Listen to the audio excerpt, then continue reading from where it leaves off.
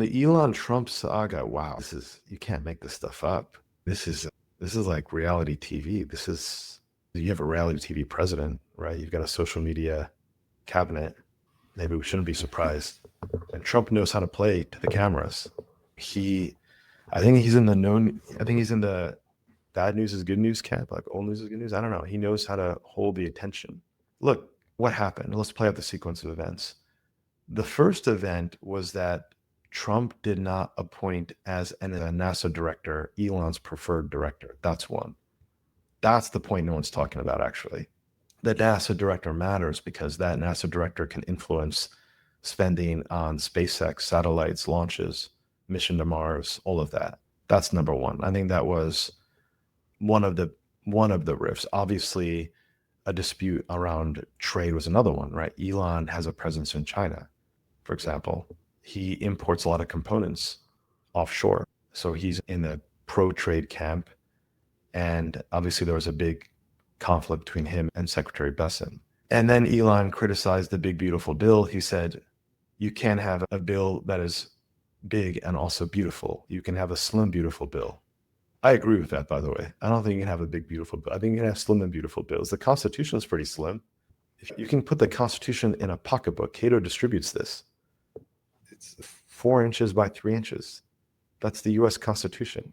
A nation of good laws, Montesquieu said, should be where the laws are understood by the public.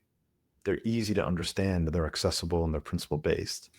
You shouldn't have a federal register that's convoluted and so complicated and thick and baroque. That's what you have right now, right? So I'm on Elon's side. Like, I feel bad for the guy. He's not American born, and he's done an incredible amount for the United States. Whether you love him or hate him, just be objective.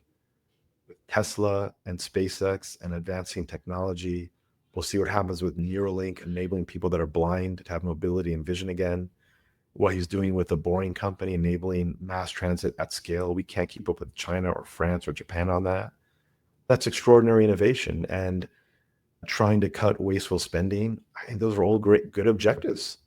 And you've got wartime 8% deficits, and it's not necessary. That's not necessary. The guy was like camping out and sleeping on the floor in these federal buildings and trying to cut costs. So he also helped change the trajectory of the election last year. I think there were 3 pivotal moments in the election last year. One was when Trump gave a speech at the Bitcoin conference. Crypto was politically neutral. 3 months later, Fair Shake PAC gets behind Trump. And they won all of their candidates, I think, except one that they fielded, with real dollars. People don't understand how much money is in digital assets. You're seeing it now. You have a stablecoin bill. So that was one. The second was Elon and social media. The third was Joe Rogan. And then also, I think, other things like appealing to the public with the McDonald's stunt. And also, candidate Harris was just a bad, flawed candidate. That's just the case, right? I'm not being political. I'm just trying to call a spade here. Elon bankrolled and put in a lot of capital into these races, and he controls the Twitter algorithm. I was surprised to see Elon react the way he did to Trump by saying, hey, the reason the Epstein files weren't released because Trump said that was one. They said the truth will come out. He doubled down on that. And there was another critique he had too. Can you guys remind me what it was? And these are offenses you can't walk back. I don't think he should have done that. I don't think that was a good move. Then Trump threatened to have an order cutting spending on Elon's affiliated companies as a way to cut spending. And then Steve Bannon came out and said Trump should invoke the Defense Production Act to seize SpaceX assets. Obviously, those two have a big feud.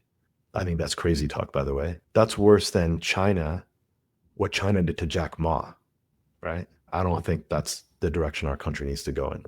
I think that's bad for markets, bad for capitalism, bad for private property, bad for civil debate. Just bad.